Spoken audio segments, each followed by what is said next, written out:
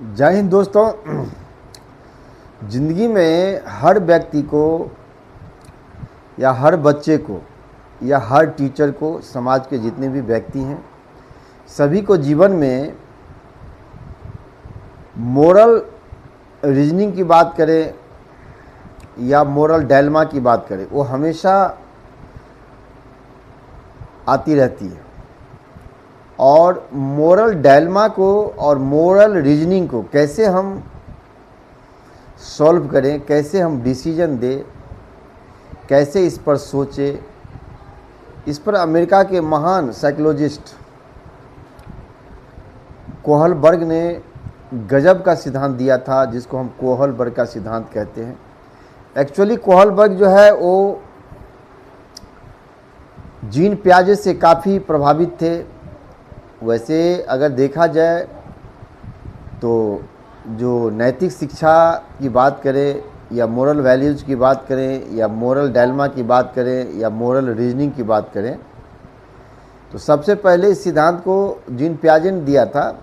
लेकिन जो प्रचलित सिद्धांत है उन्हीं का चेला, जो हर क्लास के अंदर हर टीचर को ये सिद्धांत जानना चाहिए, खास करके सीटेट के जो परीक्षार्थी हैं, जो परीक्षा देना चाहते हैं, इनके लिए तो रामबाण की तरह काम करता है। क्योंकि अगर आप टीचिंग लाइन में जाते हो तो क्लासरूम में जब आप एंट्री करते हो तो आपके पास किस टाइप के बच्चे हैं, अलग अलग तरह के बच्चे मिलेंगे, अलग अलग पृष्ठभूमि के बच्चे मिलेंगे, अलग अलग पर्यावरण से आए हुए बच्चे मिलेंगे, अलग अलग भाषा बोलने वाले बच्चे आपके क्लासरूम में प्रेजेंट है। तो इंक्लूसिव शिक्षा को कैसे आप बेहतर ढंग से बना सकते हैं 2002 के एजुकेशन पॉलिसी के तहत।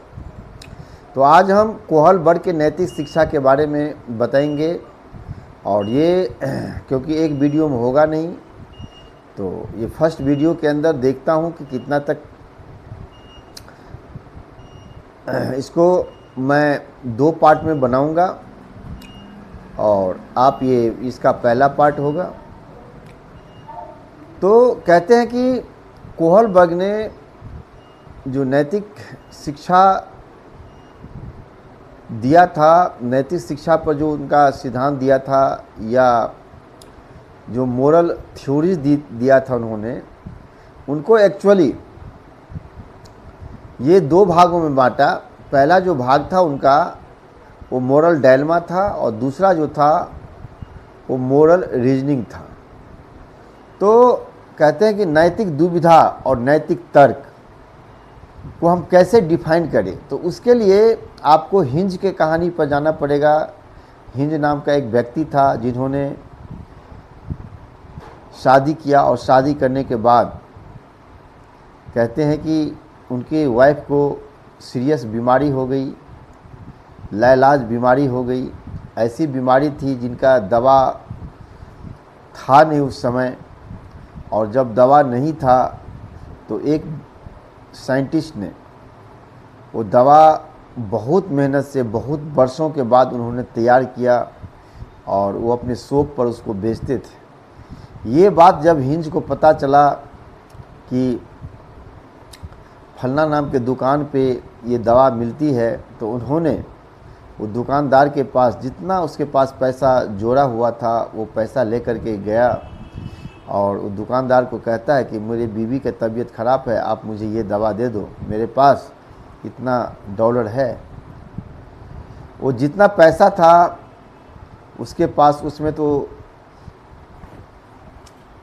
नामुमकिन था वो दवा मिलना, क्योंकि उन्होंने बहुत रिसर्च के बाद उन्होंने दवा तैयार किया था। तो वो ऑलरेडी है कि वो कमाना भी चाहेगा।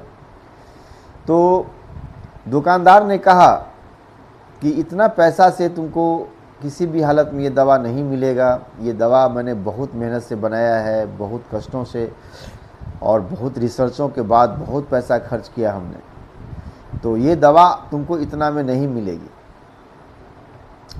हिंज बार बार कहता है कि मुझे दीजिए, क्योंकि मेरी बीवी बीमार है, अगर आप नहीं देंगे तो मेरी बीवी मर जाएगी।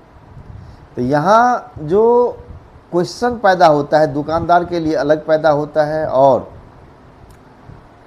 हिंज के लिए अलग पैदा होता है। यहीं से नैतिक डायलेमा और नैतिक रीजनिंग का इजाद होता है दोस्तों।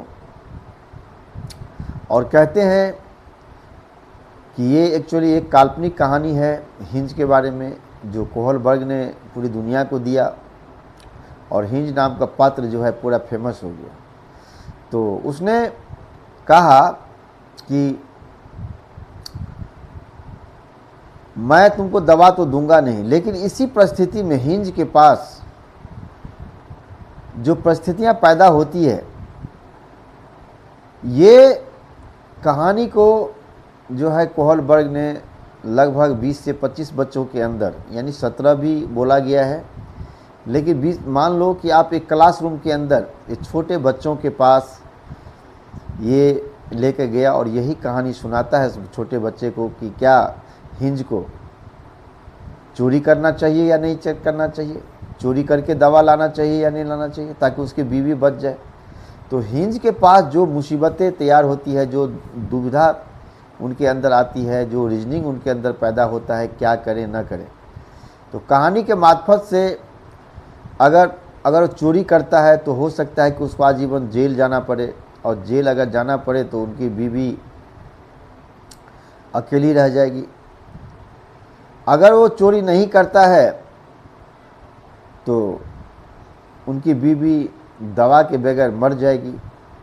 तो ये जो नैतिक दुविधा थी या नैतिक तर्क जो एक ही प्रश्न में विद्यमान है, इस पर बड़ा गौर करने की बात है। तो दोस्तों, इससे जो कोहलबर्ग ने जो सिद्धांत दिया, ये सिद्धांत जो दिया वो 3 सिद्धांत दिया दोस्तों। पहला था कन्वेंशनल